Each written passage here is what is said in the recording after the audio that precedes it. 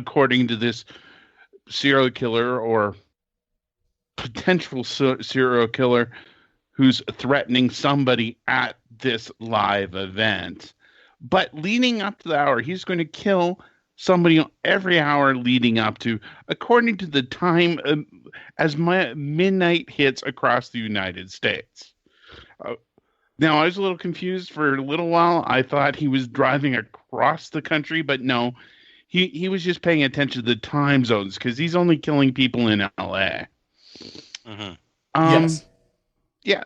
And the rest of the movie, we just follow him stalking his victims. As far as I can tell, this movie doesn't even have a star. It's just it just sort of checks into random vignettes. Oh, it has a star. The soundtrack. Yeah, soundtrack. Shadow and Made in Japan. Oh yeah. Damn. One of those. I mean, this theme song is going on the end of this sucker. That theme song is amazing. It is great. Yeah. Oh, that theme song's it is a very fantastic. uniquely made movie. I enjoyed it greatly. You can like absolutely nothing because nobody in this because everybody's a jerk. You're kind of cheering for them to get killed. And other than that, I mean, we spend the most time with Evil, the killer, and he's just that. He's an emotionless creep that is stalking basically innocent victims. That's what a serial killer does. And yes, they are completely don't spend that innocent. much time with a character we can't like in a movie. Well, but like you said, every character in this movie is unlikable. So Yeah, but otherwise we'd hate him because he's killing good people. But I mean, quite honestly, every time somebody gets it in this movie, it was like, finally that chick is dead. She's not talking about her diarrhea anymore. Yes. he's not lying, folks. No. I wish he was exaggerating on that. Yeah. Yeah, there's interesting character decisions made in this movie. Script points, yep.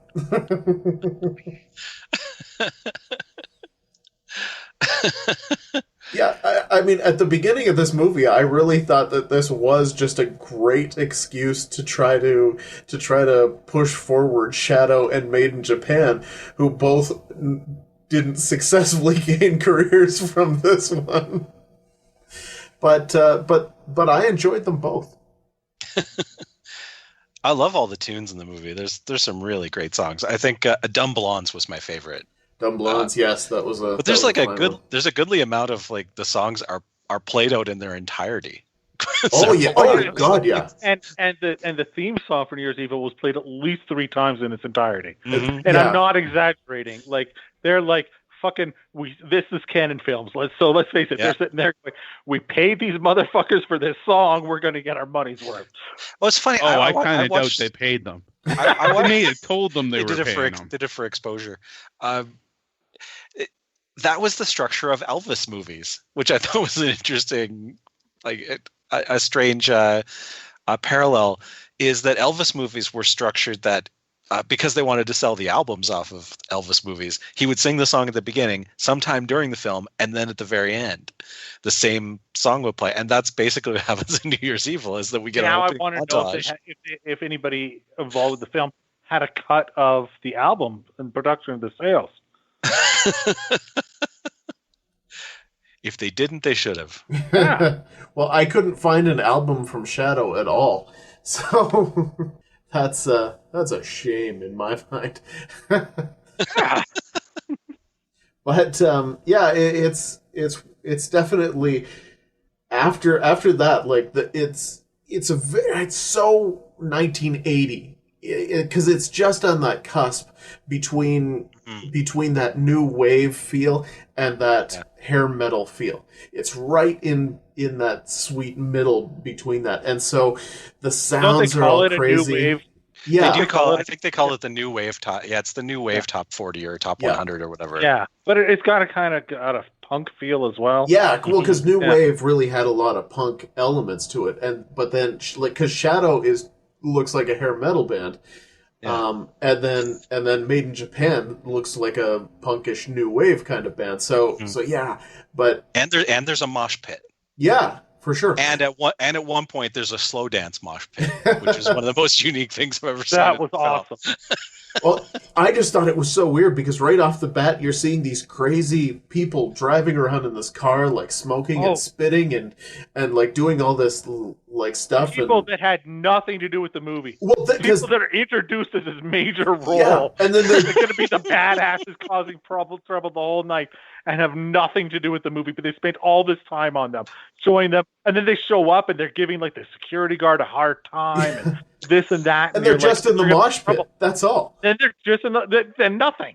Nothing. Yeah. Like, it was just like, oh wow, these kids are crazy. This is like the warrior shit. And now it's like, oh, I really thought nope. there was going to be a riot at the end there that, evil is able to sneak in or something, and nope. Yeah, this and I think it's one of those cases where this entire movie you're waiting for things to happen and then it doesn't happen. Like that's the same way that I felt with the killings, because all of the killings are of that variety where it's just like, oh, we're gonna get a killing, and then it's like cut away, or like there's a sheet over top and it's like, oh yeah, you totally stabbed her under the sheet. Yeah, yeah. They did, yeah. Kind of, you just gave away our no more heart than budget Yeah. scores. Yeah. Apparently, we have nothing more to say. No, I thought Nick was going to say something. I was a little confused. Could anyone else figure out? Did anyone else figure out how he was choosing his victims? Because he seemed to have a criteria. Yeah, they were people that were 1 degree away from the family. Oh, So it's a nurse at the hospital that he had been checked into. It's his wife's assistant. I know. The sluts at the bar, because the wife's assistant, didn't she die before the movie? She dies in the first time zone. She dies in she's at the very first time zone, and then okay, the girl that's hanging out with the diarrhea lady, how is she attached? She was just brought along. She wasn't the supposed girl to that be you killed. missed killing the teenage. Let's go through this. So the very beginning, like 2 minutes in, like somebody gets killed. It's the assistant to this DJ VJ person. Okay, who isn't found until like 92 minutes later. Yeah. So then you have the nurse. What was her relationship? she was a nurse at the hospital where he had been checked in for exhaustion or depression or something like that.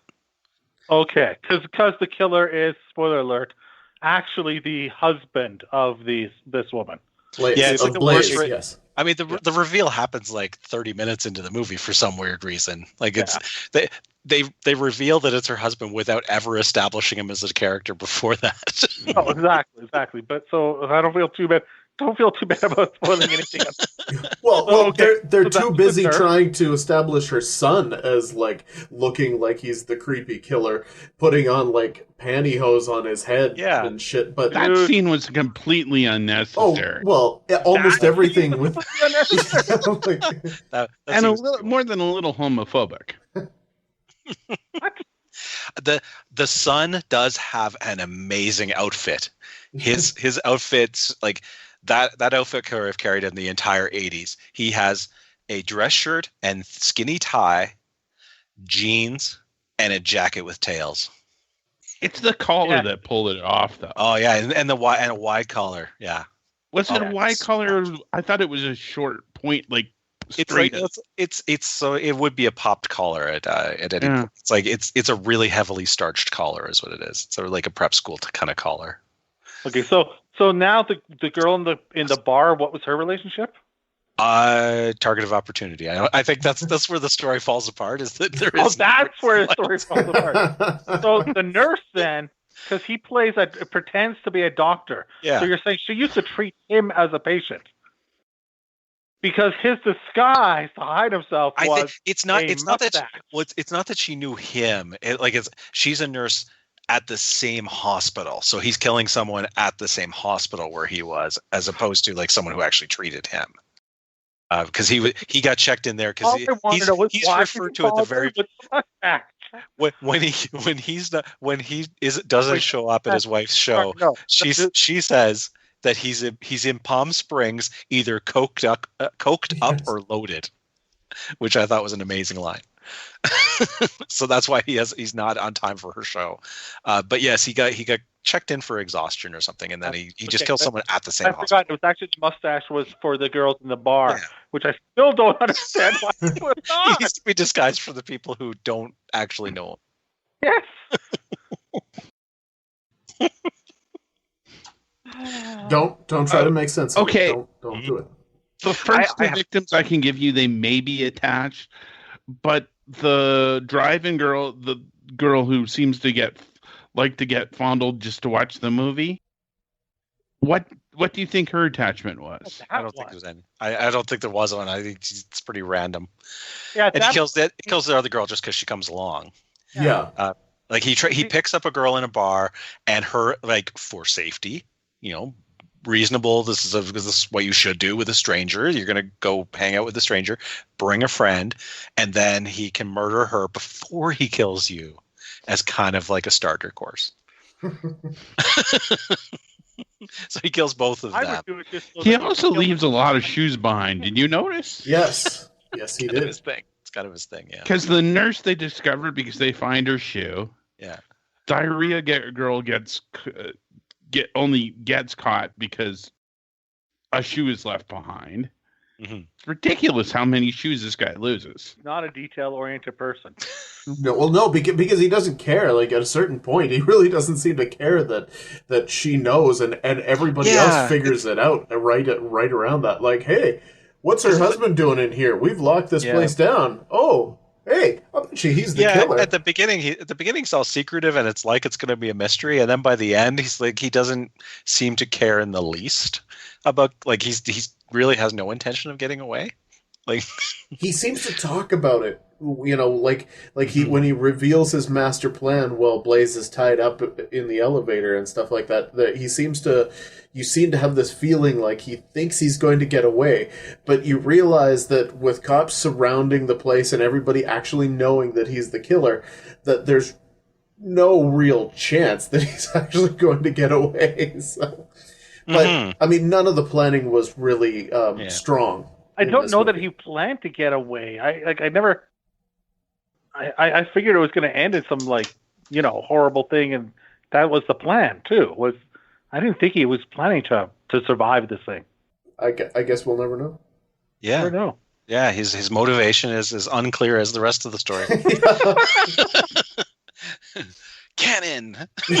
And yet canon. From Canon Films. I love everything about this. But one of my favorite bits is, okay, so he picks up the two girls in a bar, and then he stops so that one of them can run into the liquor store. He's like, go buy the best, buy a bottle of the best, and he gives her like $100. Go, and she seems to get about $98 back in change. and she, the guy working at the liquor store is about 7 feet tall, a black dude, and the most serious person in the entire film. He's talking to her like the world is about to end, and he's like, so he must have been someone, like he must have been like like an athlete or something that they put in here, because he's clearly not comfortable at all. Well, I think he saw what he read the script and knew what this was going to do to his career. But he's just like so incredibly serious, and it was really took me out of the moment, I'll be honest. But yeah, what's your problem with the movie? She seems to get about $90, 90 some dollars back in change after having bought the best bottle of bubbly. Hey, look, you saw that place. That probably was the best bottle of bubbly. Mad Dog 2020. Yeah? That's the best. That's the best you could buy. I love that. I love that the blonde, one of the girls he picks up. She's very, yeah. She's very California, like post hippie. crystals and everything. And at one point says that she's been spending a lot of time writing haikus. Yes. Yeah. She was good. I enjoyed her. Although I was kind of glad when she died. It was, Well, it's a limited enjoyment. You were I guess. glad when everybody died. So you're like the next person has to be more likable, and then they weren't. Hell, most of this movie, I was trying to figure out like where he was in the country because he only had 3 hours to get across the country to kill this lady. No, you could kill them during that time zone's midnight. We didn't have to be in that time zone. Oh, it took me a while to figure that one out. Yeah. And in fairness, most of the plot summaries I've read still didn't figure that out. The plot summaries, like the IMDb plot summary, does say that he's killing people across the world, Wow. across the whole of the United that's States. crazy. He's killing Yeah. in each time zone as opposed to at each time zone. So I'm pretty sure that in each time zone, somebody who watched this movie committed suicide. Probably did. Oh, come on. This is a much better movie than we normally watch. What? Wow. I enjoyed this movie. Okay. I can't wait for New Year's Evil 2. Well, it's only been 38 years. I'm sure it's coming. New Year's Evil, more evil. New Year's more evil. Evil harder. Evil. This time it's personal. Well, it's true. They did set up a sequel, though. They totally set up a sequel. Oh yeah, for sure. The very end when the son grabs his mom in the ambulance, and oh yeah, I mean it's like, there you go, we're ready for a sequel. Nope. Yeah, because the kid shows up and tells the mom what Blaze or whatever her name was. Blaze? Blaze. Blaze or Blaze? Blaze as in fire. All right, so he shows up and he tells her, I got the part because he's an actor. He got some part in some TV show. And it's a really interesting part. And she doesn't have time for him because she's only self-concerned with herself, right? So and she is just about to go on defense, TV. it was the night of her big show. Yeah. Dude, she was like this clearly his whole life. Oh, there's no doubt about that. But I'm just saying the timing was problematic. It doesn't matter. She could turn around and go, congratulations. She didn't even hear him. She was whatever. She was a cow, like everybody else. Part of the flaws of this movie. So now this kid who at first you have a little sympathy for, but yeah, when he's talking about like how much he hates her and wants to kill her and putting on the makeup and the pantyhose over his face, it's clearly to set. And then when his dad dies, he's all upset, even though his dad has just tried to kill everybody, and he takes the mask, that this like clown mask that his dad wears at the end, and yeah, it's totally set up for a sequel. And I don't know, like, how badly did this movie have to fail at the box office for Canon to not be willing to make a sequel? I mean, they're not picky. not in the least. Now, the actress who plays Blaze, I didn't do my research, unfortunately. Was she somebody? She was a person. She was somebody to somebody. The liquor store clerk, Jerry Chambers, retired basketball player. Roz Kelly was Pinky Tuscadero in Happy Days. That's right. I did look up that she was Fonzie's girlfriend in a couple episodes of. See, that brings a whole new light to this entire movie. Now I care about her. Her career is so storied that she has 8 photos on IMDb, and 5 of them are New Year's Evil.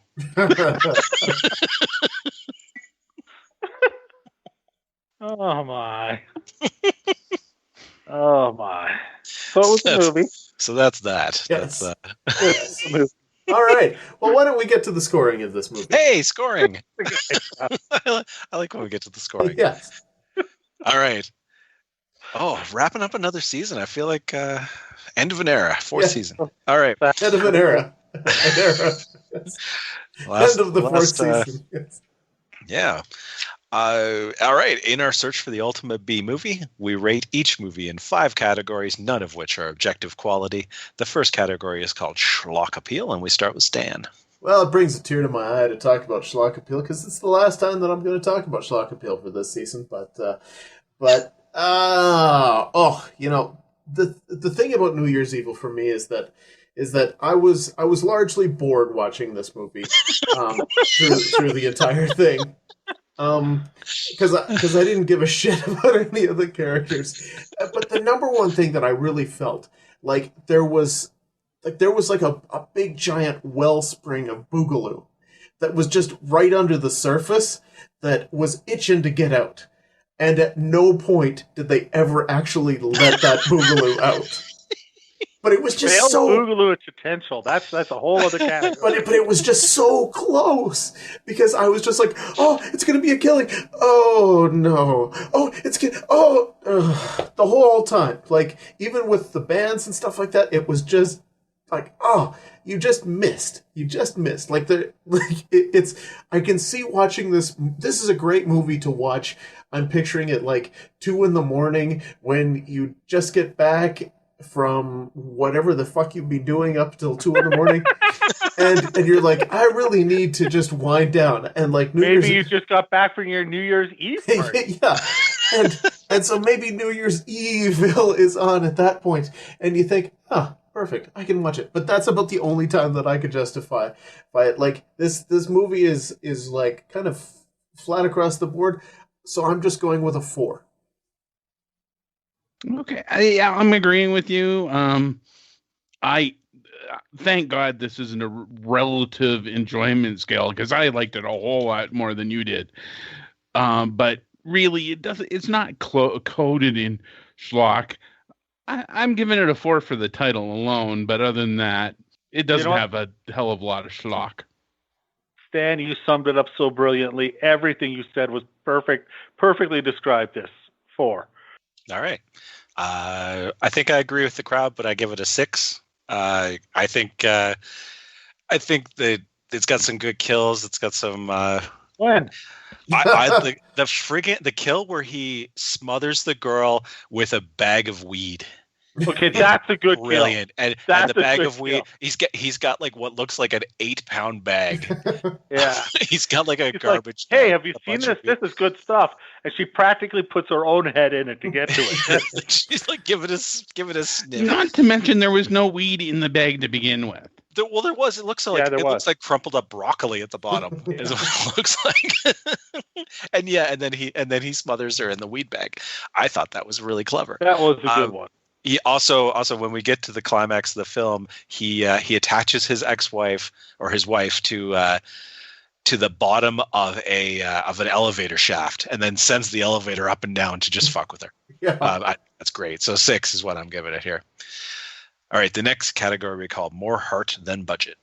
Oh boy, I really struggled with this one because because it's a canon movie, so therefore there's like a certain amount of no budget built in, and so therefore a certain amount of heart built in from that.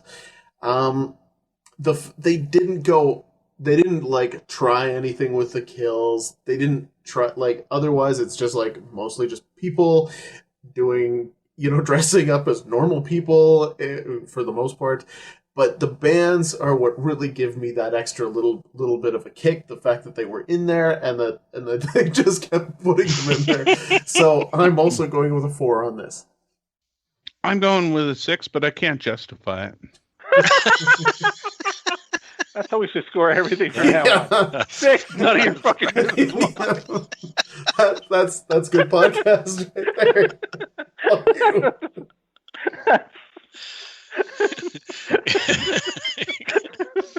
Fuck you, it's a 6. Shut up. 6. Give it a 6. Stop asking questions. Yeah, exactly. What's it to you? Oh my god. All right. This is it's a canon film. So it's in the height of the slasher craze. It's got a holiday. It's created to try and make a sequel, create a series, so they can make a bunch of money. That's everything. It is like the it's a really poor effort as far as art, but they do have those bands, so I will generously give it a 3. Well, I think there's some fun to this movie. I mean, it is kind of, it's very early canon, so I think they would have pushed further had this been full on into the VHS era. So I'm only giving it a 4. But keep in mind, you don't have to justify why you gave it that. That's right. No, I feel like for a 4 I do. If it was a 6, I wouldn't. Yeah, 6. I'd just say it's a 6. Go fuck yourselves.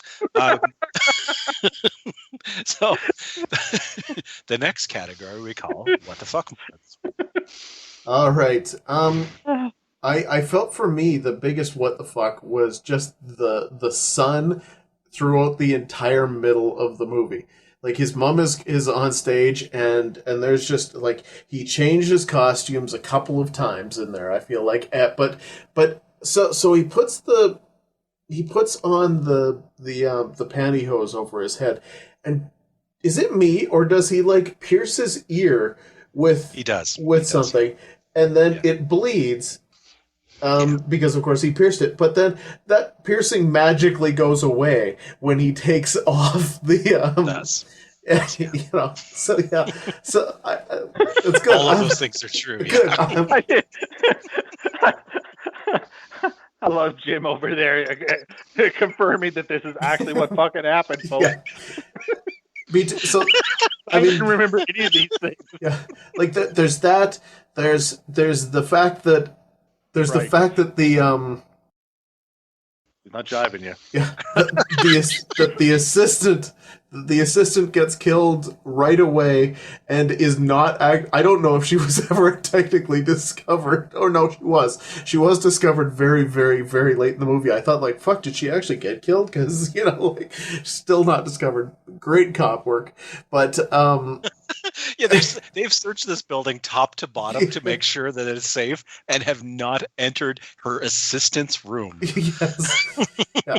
Also, they haven't even, mentioned like we might want to shut the show down. Yeah. Oh, yeah. No. Ratings are on the line, motherfucker. Yeah. That's not going to happen. And then of course when our killer runs afoul of the biker gang and gets chased around the drive-in, that's one of those completely they in a nice car, so they're like, "Hey, let's fuck with it." That was wow. That was one of those really out there moments for me.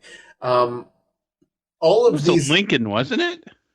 It was a nice car. I think it was a Mercedes, but either way. But brag to the girls about it. All of these are kind of what the fucky, but none of them add up to being like something so over the top what the fucky. Because again, it really could have been, but it just wasn't. So I'm just going to go with a 5.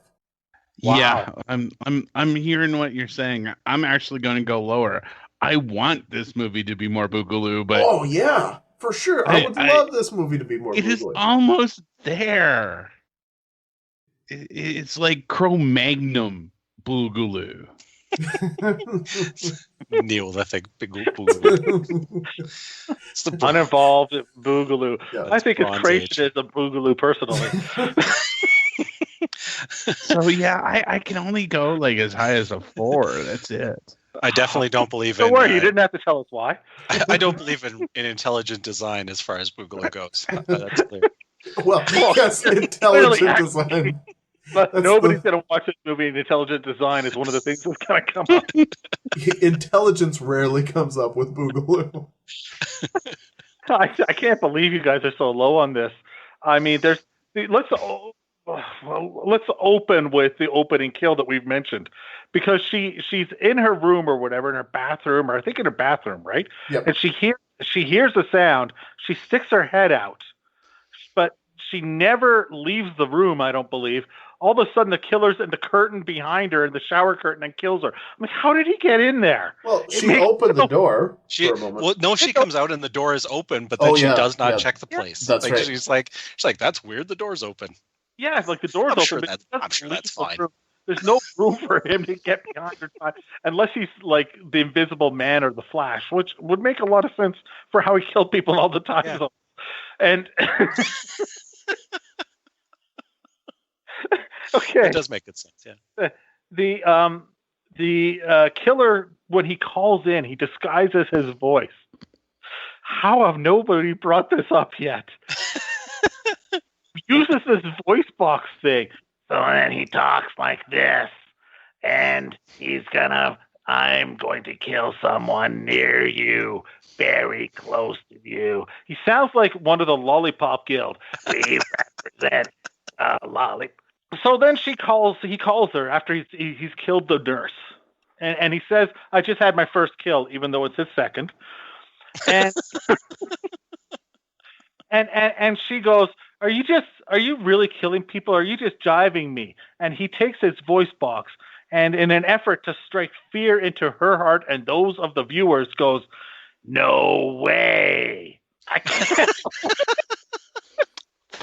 For the record, I find the Lollipop Guild very creepy.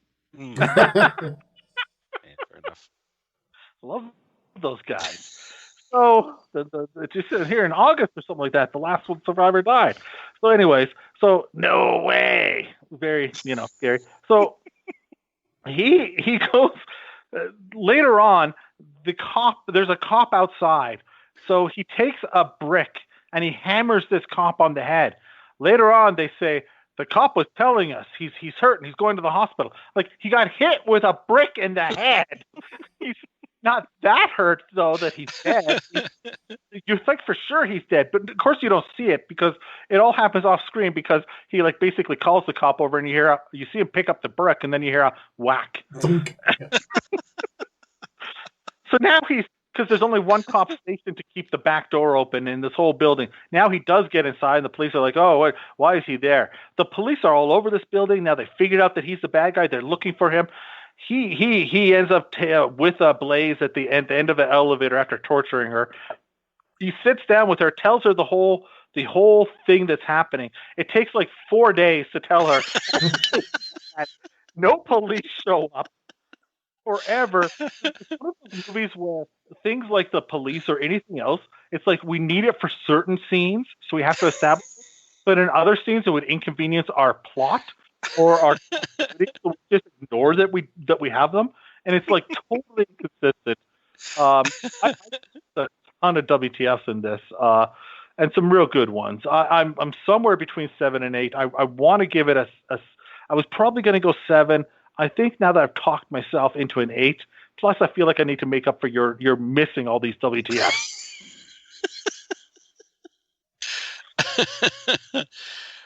Well, I agree. Now,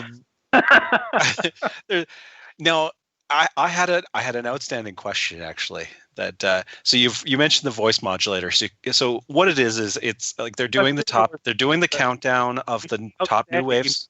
Fantastic question, or you're just one that hasn't been yet. I was wondering about that. Yeah, yes, it's either it's an outstanding question. You better not. This good. This better be good. It better be goddamn outstanding. I meant the other use of outstanding, but as in an outstanding debt. Which doesn't mean a great debt. That's if I got you, Jim. I understood that. That was what you meant. I thought everyone was others are being overly literal. No, we're being obtuse. Yeah. So the plot revolves around she's hosting this countdown show of the top new wave songs, and you have to call in live. And I'm going to put aside that none of that makes any sense, because how do you do a countdown if people are voting at the same time? And he calls her a couple of times with the voice modulator to talk to her. Who the frick is screening these calls that they put through the guy using a voice modulator? Because she's not the only one answering the phones. There's a whole row of people on the phone. She randomly grabs a phone from someone, and it happens to be the killer with the voice modulator. Who's the one screening the calls? voice modulator guy. That's probably the one we want on air. guy with the let's put on the guy with the voice box that does this. Let's put that guy on the air. That's well. If a celebrity like one of the top guild calls in, of course you're going to put him on air. It was the 70s. People smoked. Voice boxes were much more common than they are today. I actually forgot a good one, but go ahead. I've one of my favorite bits is when he's picking up the girls at the bar. The sales pitch he gives them is that he's heard about this great big party that's happening at Eric Estrada's house. That's right. Which I freaking love, so I'm giving this a 7. What about when he jumps off? What is it? About 10 feet, about 100 feet, 10 stories, or something like that, or maybe even more. He falls to his death, and then you get to the bottom, and there's a close up on him, and there's blood on the back of his hand, and the back of his other hand, and none on the ground or on his face where he landed. Or in the mask that the kid picks up and carries off with him, completely bloodless. He just fell 100 feet. Well, that's common of this movie. It's completely. Well, this movie did not bloodless. have a lot of blood. That's for sure. Yes. Yeah. It may have been a ratings concern. That's you can get too much blood at times in our history of film. The too much blood is what gets you, and you can do anything else, but too much blood. Well, yeah, there was nothing else really. All right. Other than language, there was really nothing that. Well, and even that wasn't that bad. There was boobs. Speaking of, was there anything else? Our next category is called memorable moments. All right. Something I would forget. Well, I'll tell you what I'm not going to forget. I'm not going to forget the New Year's Evil theme song by Shadow. Boobs. Sorry. You're just like this random voice that just won't shut up in the background. Well, I remembered boobs, and it's like a light went over my head. Like, I want to talk about those. Great. The boob bulb. Yes, but I'll never forget Shadow and the New Year's Evil band. Otherwise, I will absolutely proceed to forget everything else about this movie. So I will give the theme song a 4. I love that you said, I'll never forget Shadow and the other band.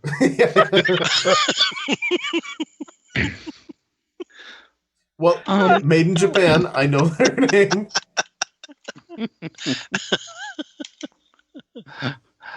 I think this movie's a little bit more memorable than that. I'll definitely remember it more than, say, Santa with muscles, which I'm already forgetting. Tell me about Hebrew Hammer. Go. Hebrew Hammer's the one I've probably talked to people most about the whole season. Tell us all about Santa Claus. I should go back and modify the score there. Santa's sleigh should be the talked about. And I probably would, if I'm gearing up for a marathon of horror movies associated with holidays, I'm probably going to throw this one in again. So definitely more memorable than some of them, but not huge on the scale. I'm going to go with another 4. The music is what's memorable. Nothing else is memorable, except for you know what? Actually, I mean, I can't say that. That's not true. The kid with the nylon, like that whole thing is memorable, and they did do it on purpose, though it was just a poor choice. Yes. Maybe it wasn't a poor choice. They're trying to establish that he's messed up so that he can become a killer in the next film. So I'm only going to give it a 3, though. All right, I've forgotten a decent amount of the movie. I do like that there is a clear explanation at the end for why he's doing all this, because he tells her, "You castrated me," and that's not very nice. Mm-hmm. That's true. And in fairness, it isn't. So I also gave this a 3. Remember, Nick, when you castrated me? Not nice. Not nice. Yeah. I love that the double bill at the drive-in was Blood Feast and Bloodbath. That's right. Yeah. That was a good double bill. I like that part. Yeah. Let's watch those movies. Yeah. Oh! Yeah. Can we do that? We're going to do those next season. I have a great idea. We need to do a season of the movies that play at the drive-ins. Oh, that's during awesome. Yeah. our other movies. All right, we're up to 4. Yeah. Yeah, we got half a season already. Okay, we're almost there. All right. Our last category is called Crazy Concept. I mean, it doesn't seem too crazy to me overall. I mean, when you take the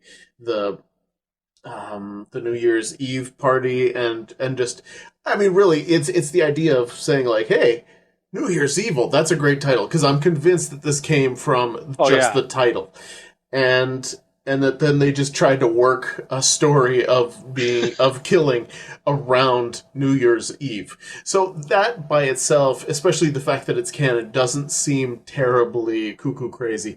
So, I've been going a lot with 4, but I'm sticking with 4. I'm going with 3. It's no leprechaun. But what is? Sure. I mean, basing six, a serial killer around St. Patrick's Day, that's a little crazy. It is much crazier. New Year's, yeah, okay, but not as crazy as... So 3. I think literally they sat there in an office at the Canon Films and went, we want to make a slasher film. What holidays are left? That New Year's Eve? Okay, let's make a slasher film that makes us a sequel. 1. 1. Anytime you're sitting down to make a movie and you go, when's this coming out? Yeah. Which is released in August or something. Probably. That's actually worth looking up. Oh, December 26th, though. So no. Nice. Well done. They nailed that. But that's a bad idea because, I mean, who's going to go see New Year's Evil on like the 10th of January? Yeah. Went to see New Year's Evil on December 26th. Fair enough. Somebody Walked right into that one, yeah. To the neck. All right, I gave this a 3. All right, and that wraps up the voting. And every season we have 6 secret modifiers. This film has one. There is a festive song sung. It's not a carol because it's New Year's, but we did have a song about New Year's. So that gives us a bonus 1 for a grand total of 43 out of 100. Coming in just behind our last episode, Santa with Muscles. I'm not terribly surprised by this whole thing. So what's the big winner of the season then? What's number 1? What's number 2? And is this number last then? This is not the last great Rupert. Was the bottom of the pack. Top was Elves. Oh, Elves, yeah, Mm-hmm. yeah, of course. Yeah, Elves, and then Santa's sleigh. So we should have done a horror Boogaloo season, a holiday horror overall as in the end anyway. But we saw some interesting movies, that's for sure. Yeah, one of the things that I found crazy that confused me for a moment is the fact that we have 2 movies starring actors named Grant Kramer who aren't the same person. The same person. Really? And, yeah, I didn't notice that. Yeah, because there's a Grant Kramer in this one, spelled with a Grant C. Kramer.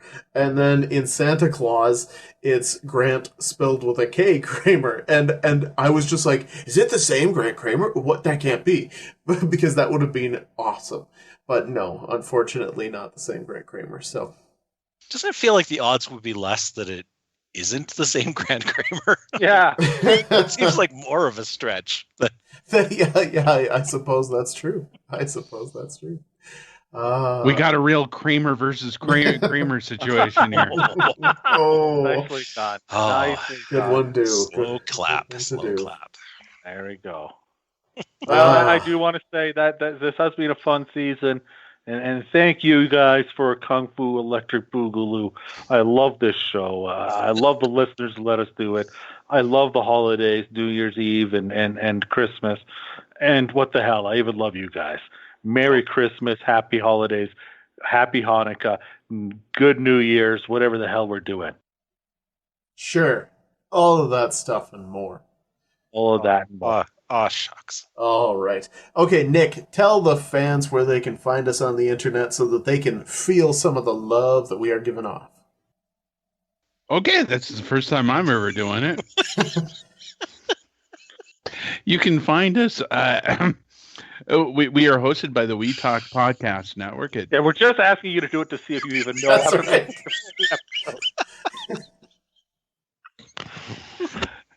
You can find us on Instagram at we talk. Oh, sorry, at Nope, can't do it. I don't know. Give me a warning. You already searched this shit. I don't have to find it. All right, Jim. Jim, help us out. You have to give me a second.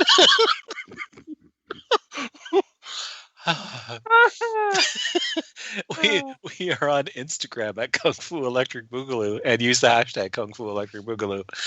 And you should visit our podcast sponsors, WeTalkPodcasts.com, also home of the Octagon, which gives you an update of all the movies that we have done so far and how they rate in each category and their final total. We Talk Podcasts also has a Facebook page and a Twitter feed, and you can get updates on what we're up to on those. You know, in all fairness, I couldn't do it either. and I just want to say, if people want it for the holidays, send us something for the holidays, like a gift, a bag with broccoli in the bottom that we can kill somebody with. Or their copies of New Year's Evil on VHS. Yep. Yeah.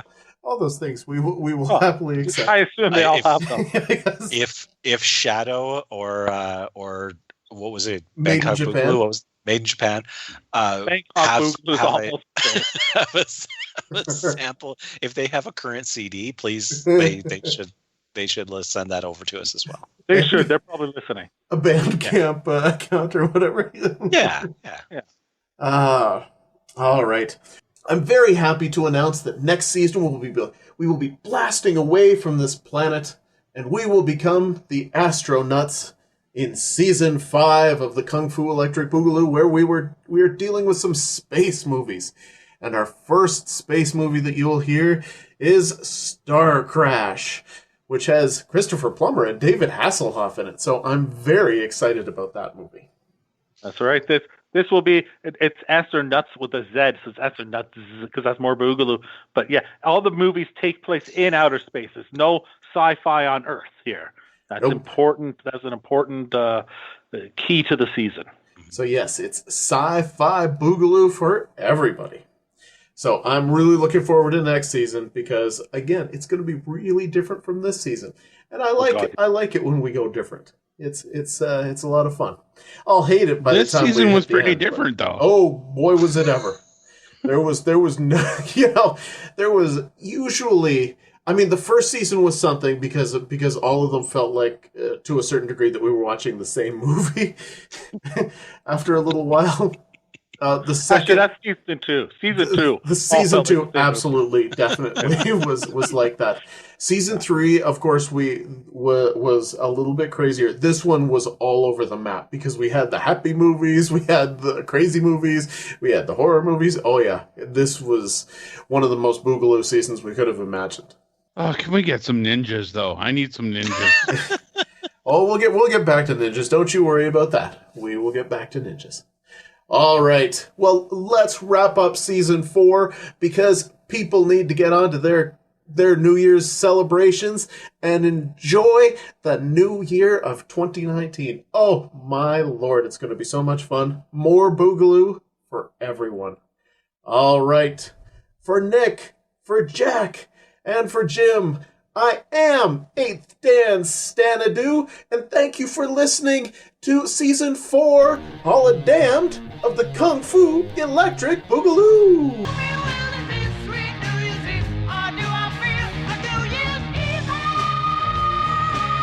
On the one night they were celebrating New Year's Eve, he was out, ending their life. I'm going to commit murder at midnight.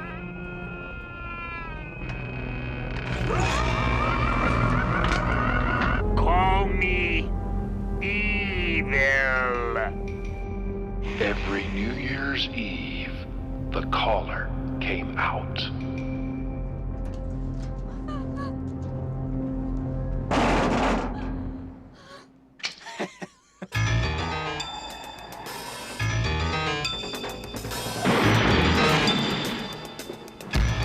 Please. I'll do anything you want. We can even get it on any kind of fuss.